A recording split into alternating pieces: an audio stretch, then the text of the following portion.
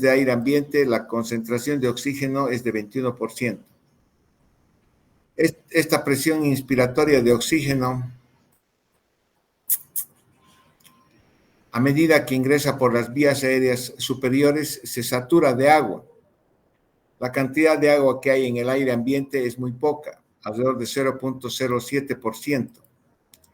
Pero a medida que nosotros pasamos por la vía, el aire por la vía aérea, este aire se va saturando de agua. Entonces, a nivel alveolar, la presión de agua la concentración de agua ejerce una determinada presión. Y eso, de acuerdo a la ley de los gases, hace que disminuya la presión inspiratoria de oxígeno. Porque el total de presión que nosotros debemos sumar en la atmósfera es 565 milímetros de mercurio. Y el total de presión que debemos tener a nivel del alvéolo también es igual a 565 milímetros de mercurio. Entonces, a medida que se incorporan otros elementos a la ecuación, va disminuyendo el valor inicial de la primera ecuación. El otro gas que se incorpora a nivel alveolar es el CO2. En la atmósfera la concentración de CO2 es baja, 0.03%, pero a nivel alveolar la concentración de CO2 es más alta y permite una determinada presión. Esta presión a nivel alveolar es importante porque es la que va a permitir la difusión del oxígeno por diferencia de presión entre el alvéolo y el capilar pulmonar. La ecuación para la presión alveolar de oxígeno es la que ustedes pueden ver aquí, pero una forma simple de calcular la presión alveolar es multiplicar la FiO2 que uno respira por 4. Entonces aproximamos que alrededor, si multiplicamos 21 por 4, tenemos que la presión alveolar de oxígeno respirando aire ambiente es más o menos 84 milímetros de mercurio. Es la presión que existe a nivel del alvéolo. La presión venosa de oxígeno con la cual está retornando la sangre por las arterias pulmonares, la sangre venosa es de 40 milímetros de mercurio. Entonces yo tengo una diferencia de 84 hacia 40, una diferencia que favorece la difusión de oxígeno del alvéolo hacia los capilares, lo que permite el paso del oxígeno del alvéolo a los capilares y esa sangre se oxigena y sale con una presión arterial por las venas pulmonares de alrededor de 60 a 70 milímetros de mercurio en Cochabamba. A nivel del mar estos valores son más altos porque la presión barométrica es más alta a nivel del mar, la concentración de oxígeno sigue siendo más alta, sigue siendo igual, pero al existir una mayor presión barométrica, el resultado de esta multiplicación es mayor. A nivel del mar, la presión alveolar de oxígeno es alrededor de 118 milímetros de mercurio. Por eso los valores de presión arterial de oxígeno son mayores a nivel del mar. Entonces, esta fisiología ambiental nos permite a nosotros tener una determinada presión alveolar de oxígeno que va a facilitar el pasaje, la difusión de oxígeno. La difusión de oxígeno, que es el pasaje de los gases, el oxígeno y el CO2 hacia los capilares del oxígeno y el CO2 hacia los alvéolos, está dada sobre todo por la diferencia de presión que existe entre el alvéolo y los capilares. Está dada por la solubilidad de estos gases a nivel de la membrana alvéolo capilar, solubilidad en el agua, porque aquí hay un epitelio alveolar, hay un endotelio capilar, hay un intersticio que tiene agua. Entonces estos gases tienen que disolverse en el contenido líquido y pasar de uno a otro lado de acuerdo a la diferencia de presiones. Eso se llama el proceso de difusión. Además es importante la ventilación, porque aquí a este alvéolo tiene que renovarse el gas en forma periódica. Una vez que pase el oxígeno hacia el CO2 y este gas alveolar se llena de CO2, entonces este gas tiene que ser renovado en forma periódica por la ventilación. La ventilación que está dada por el volumen corriente, que es la cantidad de aire que nosotros movemos en cada movimiento respiratorio, y el volumen alveolar. El volumen alveolar es la cantidad de aire que realmente llega a nivel de los alvéolos. Y otro factor importante es la perfusión, es la cantidad de sangre que circula por los capilares pulmonares, desde la arteria pulmonar, los capilares hacia la vena pulmonar, que es el flujo de sangre que está representada por el gasto cardíaco. Entonces tiene que haber una adecuada ventilación, una adecuada perfusión y una adecuada fisiología atmosférica que permita una entrada de aire a este alveolo con una determinada presión. El volumen alveolar es el volumen que llega hacia los alvéolos. Para llegar a los alvéolos, este volumen tiene que atravesar el árbol tráqueo-bronquial, que corresponde al espacio muerto.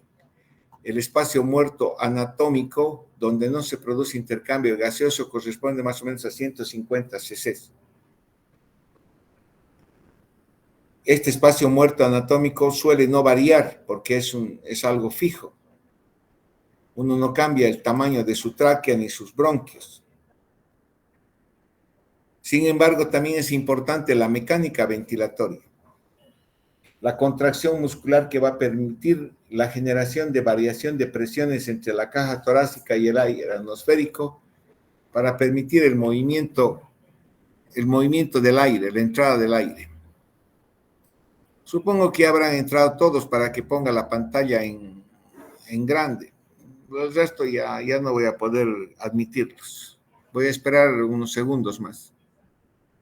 Entonces, la contracción de los músculos inspiratorios, sobre todo la contracción del diafragma, que genera que genera una presión negativa a nivel del tórax y que permite la entrada del aire.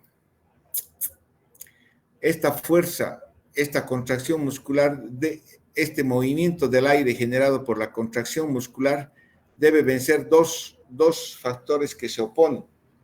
Uno es la resistencia de la vía aérea. La resistencia de la vía aérea se refiere al diámetro de los bronquiolos, por donde tiene que pasar el aire. Esta resistencia es una fuerza que se opone al movimiento del aire.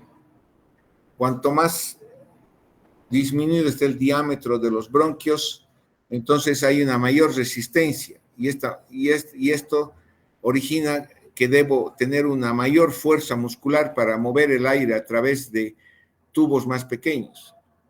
Si ustedes quieren respirar a través de una bombilla, esa bombilla es de un calibre pequeño, entonces para mover el aire a través de esa bombilla tienen que generar una gran fuerza muscular, generar una gran diferencia de presión. Eso se llama la resistencia de la vía aérea. Y además debe vencer la propiedad elástica del pulmón. El pulmón es un órgano elástico. Y como tal, para deformar un órgano elástico, yo tengo que ejercer una determinada presión. Si ustedes quieren estirar una liga o un guante, para estirar una liga tienen que ejercer una determinada presión. Entonces, son los músculos inspiratorios los que tienen que ser capaces de vencer la distensibilidad de los pulmones y la caja torácica. Distensibilidad de los pulmones y la caja torácica.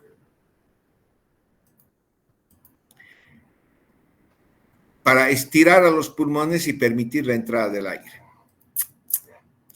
La difusión alveolo-capilar sucede a través de la membrana alveolo-capilar. Es lo que regula el intercambio de gases en la membrana alveolo-capilar. El oxígeno tiene que atravesar el epitelio alveolar, el intersticio, y atravesar el endotelio capilar hasta llegar a los glóbulos rojos y saturar la hemoglobina. Este proceso de difusión alveolo-capilar es un proceso pasivo que está dada sobre todo por una diferencia de presión. Los gases se mueven del lugar de mayor presión a menor presión y por la solubilidad de los gases en un contenido líquido. Entonces tenemos dos factores, ventilación, difusión, y el tercer factor es la perfusión pulmonar.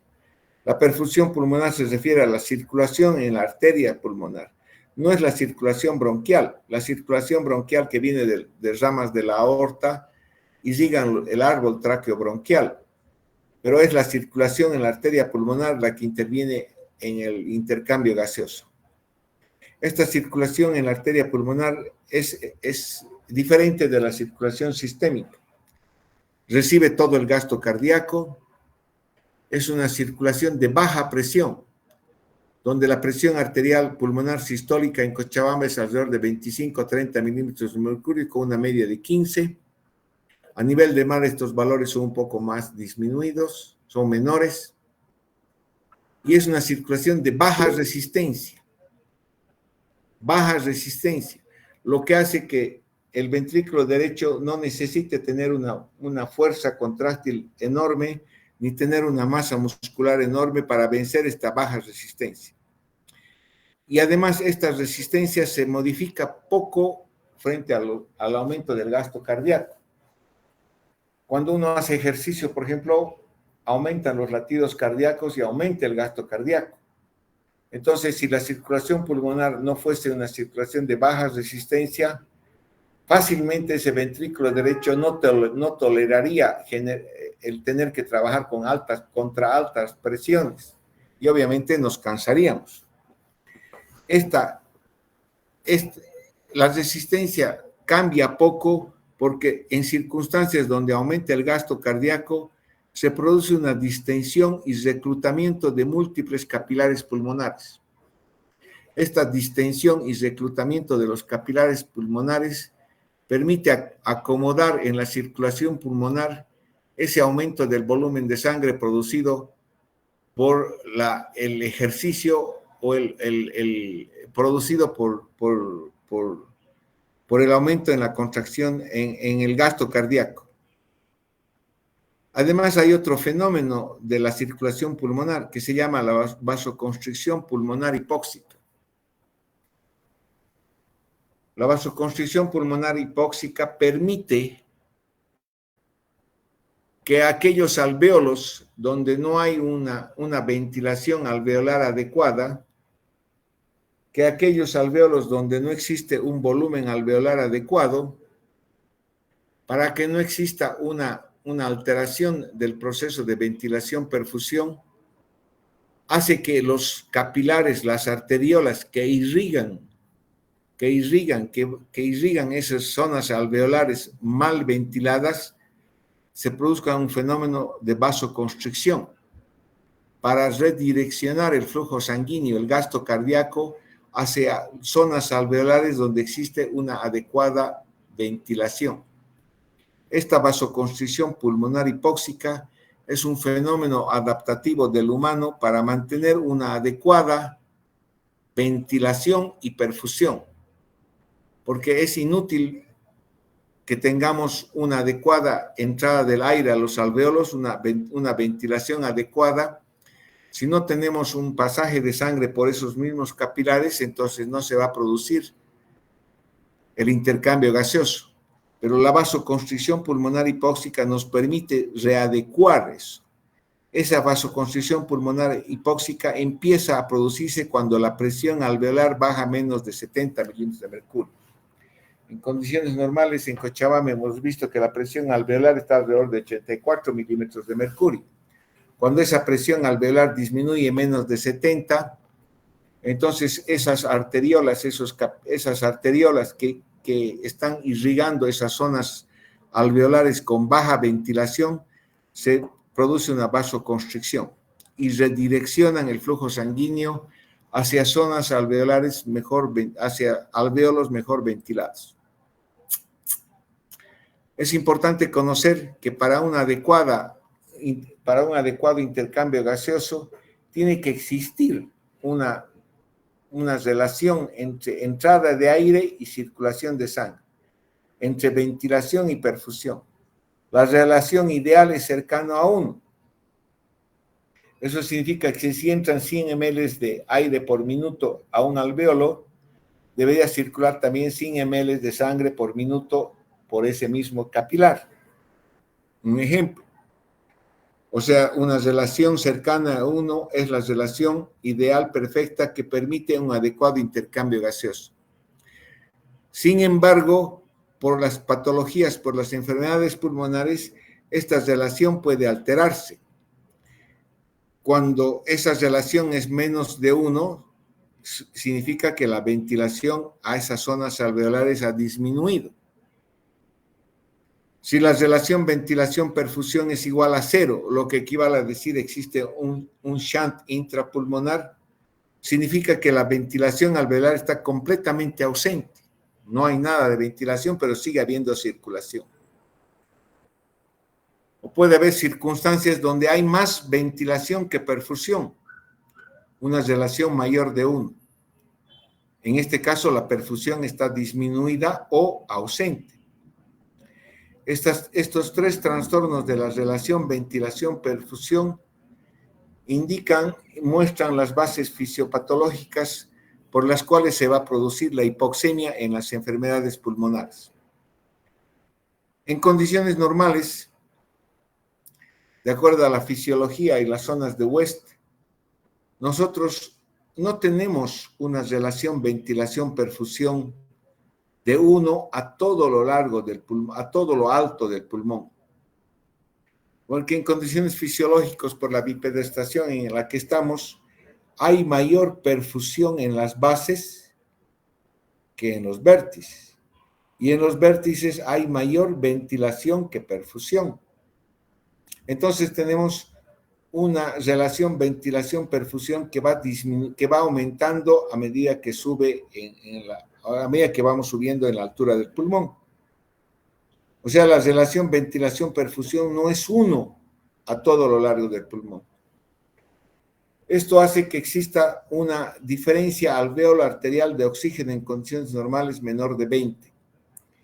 Esto se llama índice de oxigenación. O sea, normalmente nosotros no logramos en nuestra sangre llegar al nivel de oxígeno que tenemos en los alvéolos por estas alteraciones. Y además porque existe una parte de la circulación venosa de las coronarias que drena directamente en la aurícula izquierda. Hay lo que se llama el shunt anatómico. Una parte de la circulación venosa de las coronarias a través de las venas de Tebesio drenan directamente en la aurícula izquierda. Pues está pasando sangre venosa directamente al corazón del lado izquierdo. Todo esto origina una diferencia alveolar arterial de alrededor de menos de 20 en condiciones normales. Entonces, ¿qué es lo que yo tengo cuando hay alteraciones fisiopatológicas? Yo tengo la circulación venosa, los alvéolos por donde se mueve el aire, y tengo esta unidad donde existe una adecuada relación ventilación-perfusión y se produce la oxigenación correspondiente. Sin embargo, en condiciones anormales puede suceder que este alvéolo esté ocupado completamente o se colapse completamente. Entonces a este alvéolo no entra aire. Al no entrar aire, la sangre venosa pasa por este alvéolo, no se oxigena y se mezcla con la sangre oxigenada del alvéolo vecino.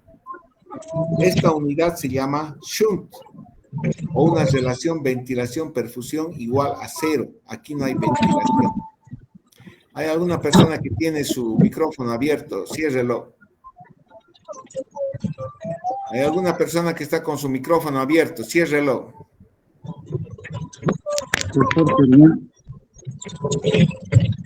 ¿Hay alguna persona que está con su micrófono abierto? Ciérrelo. Doctor, perdón, no cambia de diapositivas. Queríamos decirles. Dice? No cambia diapositivas, doctor. Va a disculpar. No estoy cambiando, estoy explicando la misma diapositiva.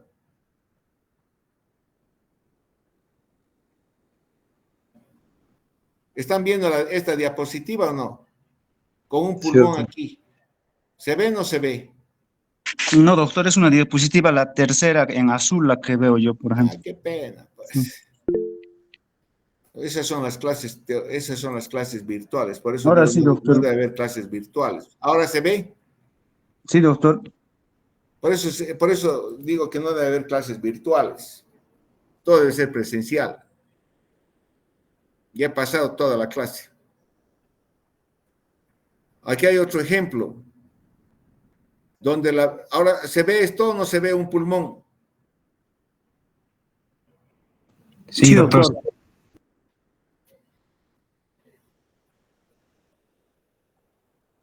Aquí hay otra unidad donde la ventilación por fenómenos de aumento de las secreciones o por broncoespasmo, el volumen alveolar ha disminuido. Aquí hay ventilación, y también se mantiene la perfusión, pero el intercambio gaseoso disminuye. Entonces, esta unidad se llama una unidad que tiene una relación ventilación-perfusión menor de 1. ¿Se ve o no se ve ahora? Se ve bien, doctor. Otros estados patológicos pueden hacer que la circulación venosa pulmonar se obstruya, como en este ejemplo. Aquí esta es una unidad alvéolo capilar normal, donde existe ventilación, perfusión y una oxigenación adecuada. Sin embargo, este alvéolo tiene ventilación, pero no hay nada de perfusión. Esta circunstancia se da, por ejemplo, en el tromboembolismo pulmonar, donde hay una obstrucción del flujo sanguíneo pulmonar. Entonces, esta unidad alveolar se llama espacio muerto patológico. Doctor, ¿Qué pasa ahora? disculpe, no estamos viendo alveolos, doctor, estamos viendo el pulmón. No me moleste. Ya. ¿Ven algo o no ven nada?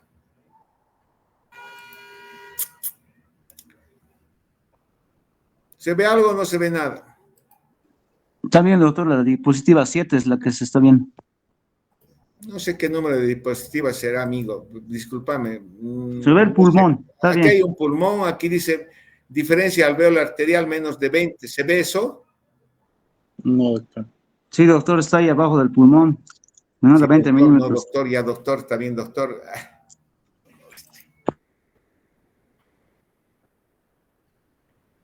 ¿Se ve esta diapositiva con fondo azul, celeste? No, doctor. Ah, ya, qué pena. Se va a acabar la clase entonces, porque no puede estar entrando de un lado a otro lado. Ahora se ve.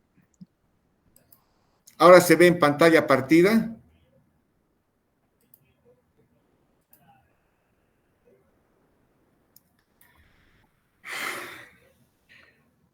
Disculpen, señores, ¿se ve o no se ve la pantalla?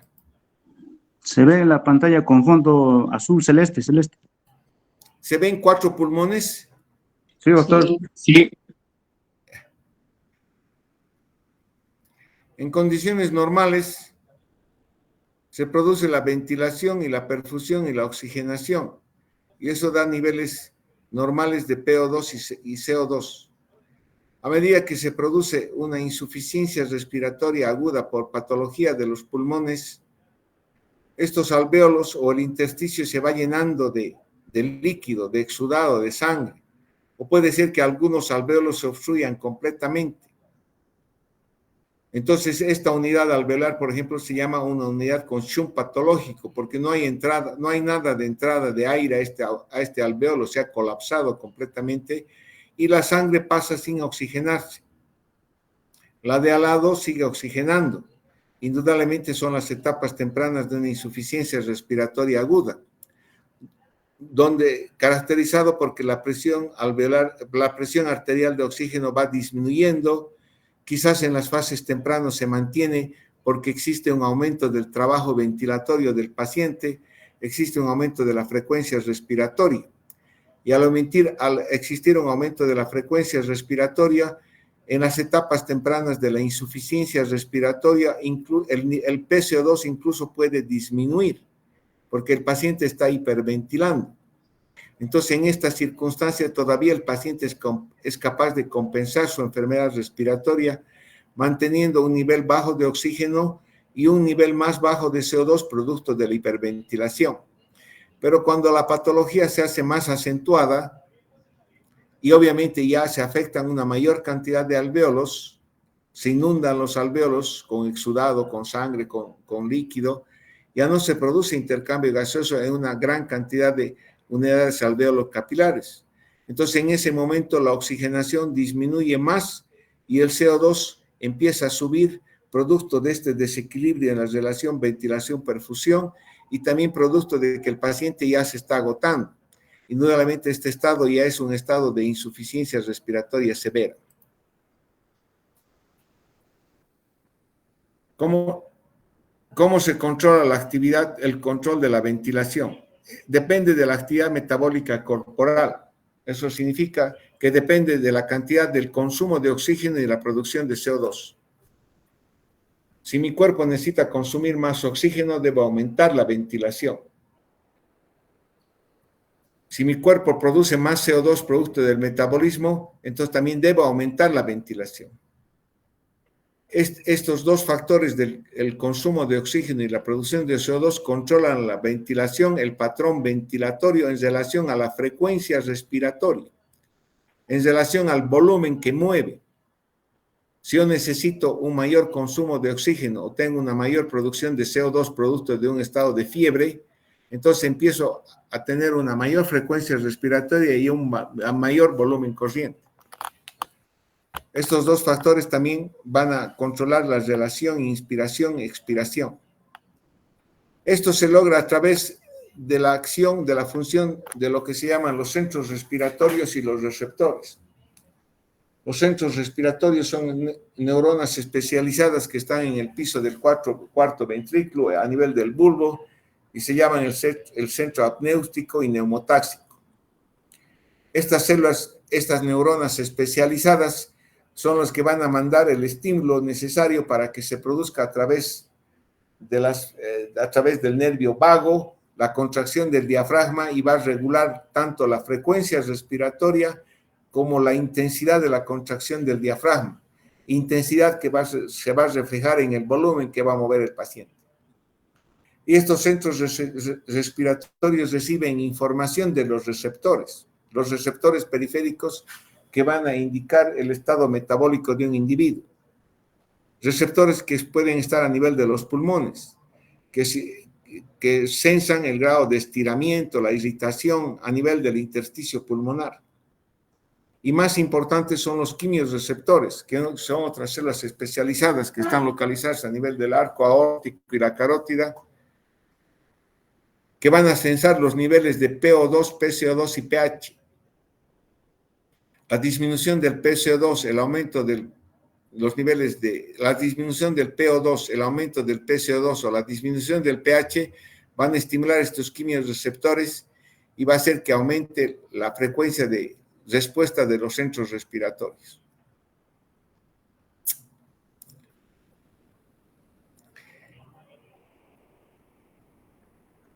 Además de todo, la función pulmonar es importante el transporte de oxígeno, porque al final es la oxigenación tisular la que es importante para mantener la homeostasia. La oxigenación tisular. No solamente es necesario tener un adecuado intercambio gaseoso a nivel de la interfase alveolo-capilar. No es adecuado solamente tener una adecuada función cardíaca. Si tengo una adecuada función cardíaca y tengo niveles muy bajos de PO2, entonces igual voy a tener una hipoxia tisular. Por lo tanto, es importante el transporte de oxígeno hacia los tejidos, porque son los tejidos los que si no tienen un aporte adecuado de oxígeno y sufren de hipoxia tisular, son los que van a producir una disfunción de los órganos y una descompensación de las personas. Para comprender el transporte de oxígeno, tengo que saber que hay una determinada cantidad de oxígeno que está almacenada en la sangre. Habitualmente el oxígeno se transporta unido a la hemoglobina. Esta cantidad de oxígeno transportada en un determinado volumen de sangre se llama contenido arterial de oxígeno. Este contenido arterial de oxígeno está en relación directa con la concentración de hemoglobina, que es donde se transporta el oxígeno, multiplicado por la saturación y un coeficiente, un factor que es 1.34.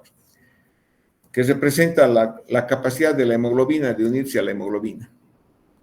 Y tenemos una cantidad muy poca de oxígeno disuelto en el plasma, que está dada por multiplicar el nivel de PO2 por 0.03. Toda esta fórmula me permite calcular que en 100 cc de sangre en condiciones normales tengo alrededor de 20 volúmenes por ciento de oxígeno.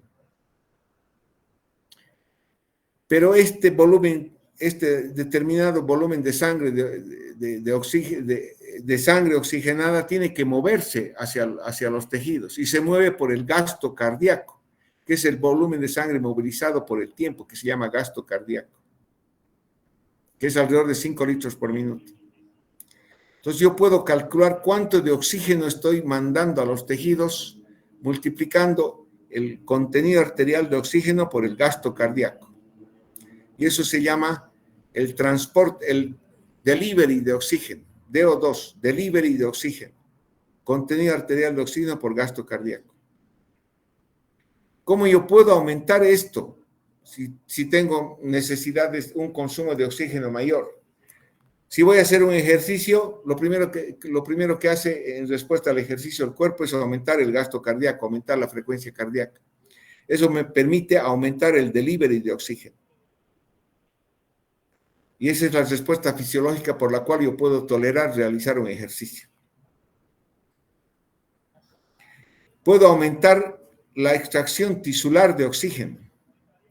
O sea, los tejidos tienen una capacidad determinada para extraer el oxígeno de la hemoglobina, que es en condiciones normales de reposo alrededor del 30%.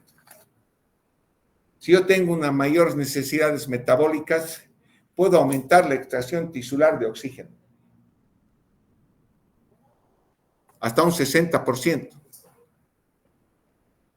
Puede haber cambios en la afinidad de la curva de disociación de la hemoglobina. La curva de disociación de la hemoglobina puede desplazarse hacia la derecha en condiciones buenas y facilitar la liberación del oxígeno por la hemoglobina. Estos tres elementos me permiten aumentar el aporte de oxígeno a los tejidos en forma aguda. En forma crónica, yo puedo aumentar este transporte generando poliglobulia. Al tener un mayor nivel de hemoglobina, entonces puedo mejorar la cantidad de oxígeno que va a haber acumulada en 100 cc de sangre. Voy a mejorar el contenido arterial de oxígeno.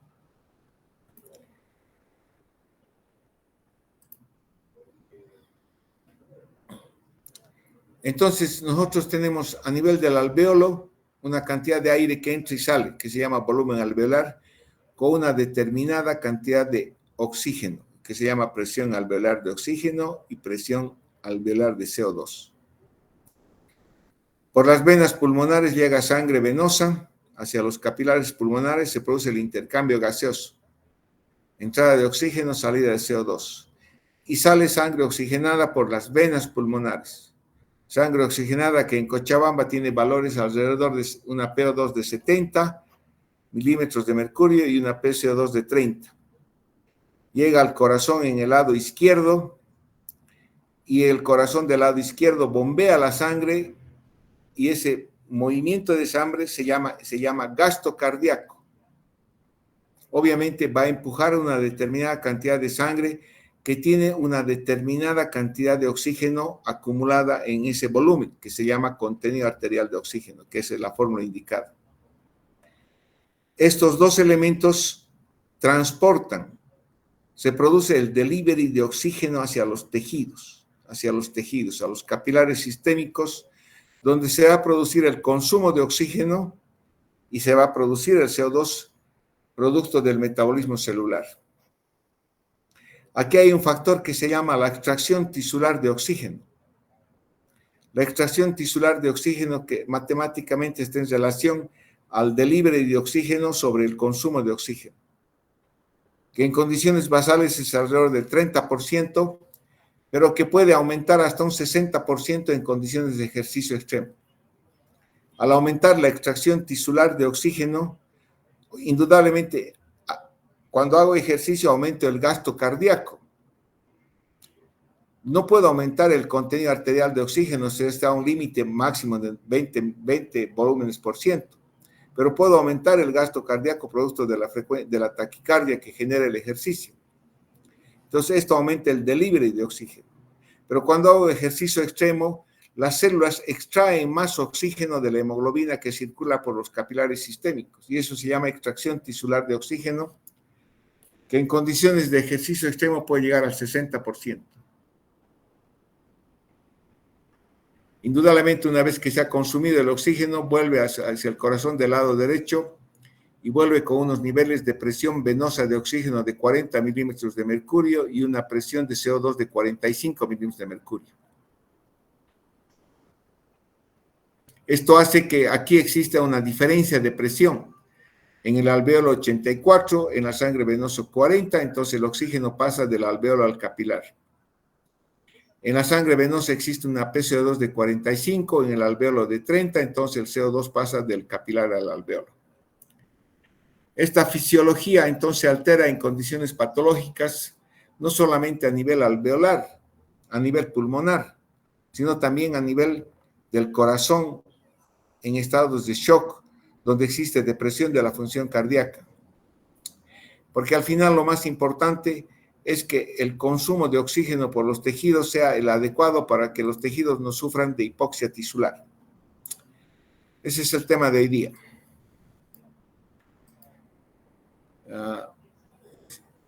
¿Tiene alguna pregunta? Gracias.